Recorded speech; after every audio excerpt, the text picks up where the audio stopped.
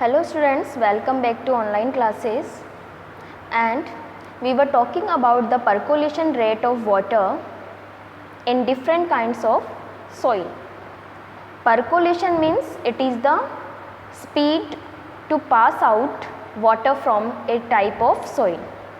किसी भी soil से water का pass होकर या pass out हो जाना, ठीक है.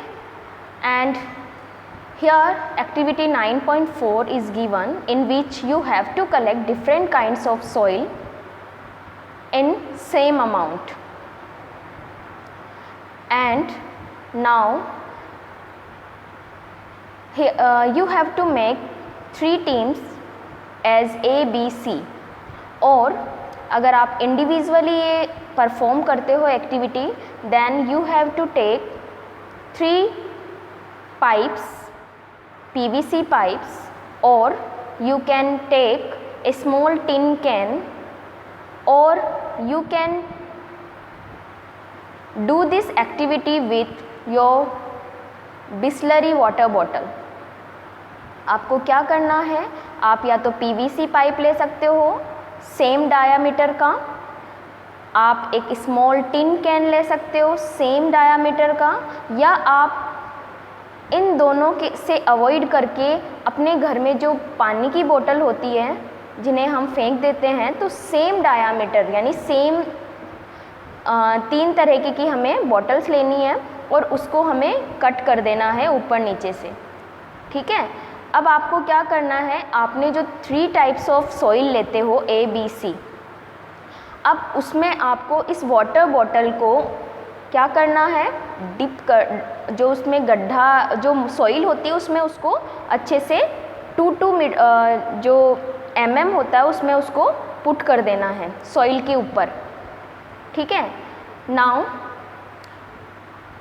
You have to take same amount of water, आपको सेम अमाउंट का वाटर लेना है. अमाउंट में जैसे मैंने लिया है 200 ml, ठीक है, वाटर लिया है हमने 200 ml, और इस 200 ml वाटर को आपको क्या करना है, जो आपने बॉटल्स A, B, C तीनों सॉइल में जो आपने सॉइल के टाइप्स लिए हैं जिसमें आपने वाटर बॉटल को कट करके रखा है उन सॉइल के ऊपर, तो आपको सेम अमाउंट का वाटर उसमें क्या करना है, डालना है ऊपर से बॉटल के अंदर.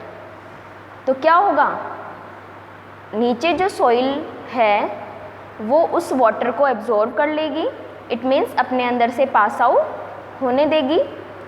अब आपको क्या करना है, at the same time you have to take a watch, आपको एक वॉच लेनी है, एंड उसमें आप जैसे ही वाटर डालते हो तो उसी वक्त आपको उसमें क्या कर देना है, टाइम नोट करना है कि कितने टाइम बाद में जो वाटर है वो मिट्टी के अंदर चला जाता है, पास आउट हो जाता है, ठीक है. तो जिस वाटर बॉटल में आपने पानी डाला सेम अमाउंट का, और उतनी ही स्पीड से वो वाटर क्या हो गया, पास आउट हो जाता है, परकोलेट हो जाता है, तो वो टाइम आपको नोट करना है. नाउ परकोलेशन रेट आप किस तरीके से फाइंड करेंगे, इसका एक फॉर्मूला है, एंड फॉर्मूला क्या है,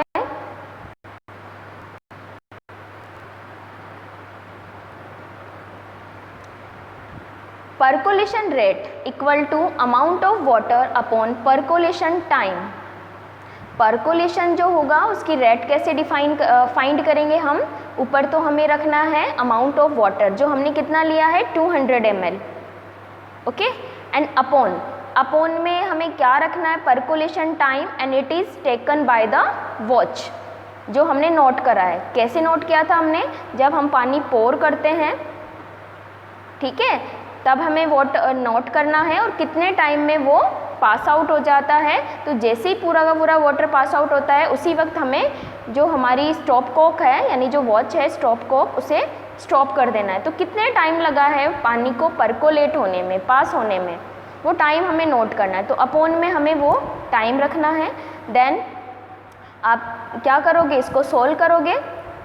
जैसे यहाँ पर एक एग्जाम्पल गिवन है, suppose 20 minutes are taken for 200 ml water to percolate।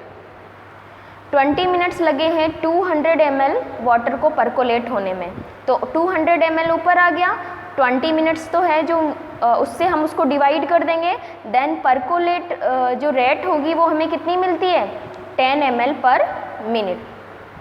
इसी तरीके से हम जितने भी हमने सॉइल सैंपल लिए हैं उन सभी सॉइल सैंपल के लिए परकोलेट रेट निकालनी है और फिर हमें उन्हें उनके डिक्रीजिंग और इंक्रीजिंग ऑर्डर में पुट करना है, जैसे भी आप पुट करना चाहो। ठीक है, तो यहाँ से आपको पता चलेगा कि जो सॉइल होती है, सैंडी सॉइल होती है, उसकी परकोलेट रेट जो होगी वो सबसे कम होगी, क्योंकि सैंडी सॉइल में मैंने आपको बताया था कि पार्टिकल्स के बीच में स्पेस होते हैं, वैकेंट स्पेस होते हैं, तो वाटर क्या होता है उसमें से फटाफट से पास आउट हो जाता है। बट जो क्लेई सॉइल होती है उसमें परकोलेशन रेट जो होती है वो मैक्सिमम होती है, क्यों, because there are the particle size is very very less. यहाँ क्लेई सॉइल में पार्टिकल्स का साइज़ जो होता है वो बहुत छोटा होता है और उनके बीच में वैकेंट स्पेस बहुत ही कम होते हैं। तो जो क्लेई सॉइल होती है वो वाटर को पास होने नहीं देती है, और अगर पास होता भी है वाटर तो वो बहुत ही कम होता है। तो परकोलेशन रेट किस में होगा सबसे ज़्यादा, यानी टाइम किस में लगेगा सबसे ज़्यादा, क्लेई सॉइल में। तो अपॉन में जो वैल्यू आएगी वो बड़ी आती है, तो आंसर क्या आएगा, कम आएगा। तो परकोलेशन रेट किस में कम होगी, जिसमें वाटर पास होने में टाइम मैक्सिमम लगता है, और मैक्सिमम टाइम किस में लगता है, क्लेई सॉइल में। तो क्लेई सॉइल का परकोलेशन रेट मैक्सिमम होगा, while it is very least for the Sandy soil. Reason मैंने आपको बता दिया है, सैंडी सॉइल के पार्टिकल्स का साइज़ बड़ा होता है, वैकेंट स्पेसेस जो होते हैं पार्टिकल्स के बीच में वो लार्ज होते हैं, और इस वजह से ऐसा होता है। नेक्स्ट हम बात करेंगे moisture in soil in our next video. Thank you.